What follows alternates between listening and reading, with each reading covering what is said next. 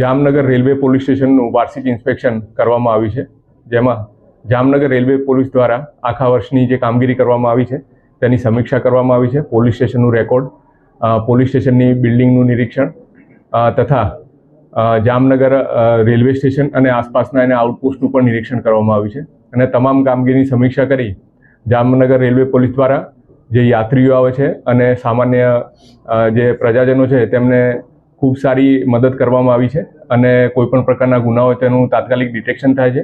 આ ઉપરાંત નાની મોટી કોઈ વસ્તુ મિસિંગ થઈ ગઈ હોય તો તે પણ તાત્કાલિક રેલવે પોલીસ દ્વારા એમને પરત અપાવવામાં આવે છે અને રેલવે સ્ટેશન ઉપર આવતા પ્રજાજનોને કોઈપણ પ્રકારની હાલાકી ના પડે એ માટે સતત જામનગર રેલવે પોલીસ તૈયાર હોય છે અને આ સાથે જ તમામ જે પ્રજાજનો છે જે રેલવે સ્ટેશન ઉપર આવે છે તેમને એક અપીલ છે કે આપ સૌ પણ પોલીસની કામગીરીમાં સહકાર આપો અને આપને કોઈ પણ પ્રકારની બિનવારસી વસ્તુ જણાઈ આવે તો એનો જાતેથી ચેક કર્યા વગર તાત્કાલિક પોલીસનો સંપર્ક કરો, જેથી એની પ્રોપર ચેકિંગ થઈ શકે.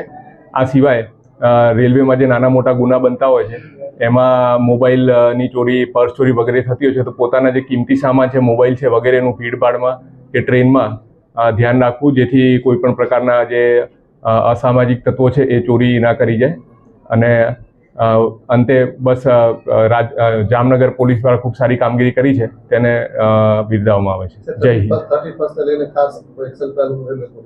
બિલકુલ, 31 માટે જામનગર રેલવે પોલીસ હાલમાં સજ્જ છે. સદંતર તમામ ટ્રેનોનું પ્રોપર ચેકિંગ કરવામાં આવે છે. BDDS દ્વારા પણ ચેકિંગ કરવામાં આવે છે. કોઈ પણ પ્રકારનું પ્રોહિબિશન કે નાર્કોટિકનો મુદ્દામાલ અત્રે આવે નહીં એની ખૂબ તકેદારી રાખવામાં આવે છે. સમગ્ર રેલવે પોલીસ દ્વારા આખા રાજ્યની તમામ ટ્રેનોમાં પ્રોપર ચેકિંગ થઈ રહ્યું છે. રેલવે ઓથોરિટી તથા RPF સાથે પણ સંકલન કરીને કોઈ પણ પ્રકારનો જે આ પ્રોહિબિશન કે નાર્કોટિકનો મુદ્દામાલ રાજ્યમાં પ્રવેશે નહીં તેની ખૂબ કાળજી રાખવામાં આવી રહી છે.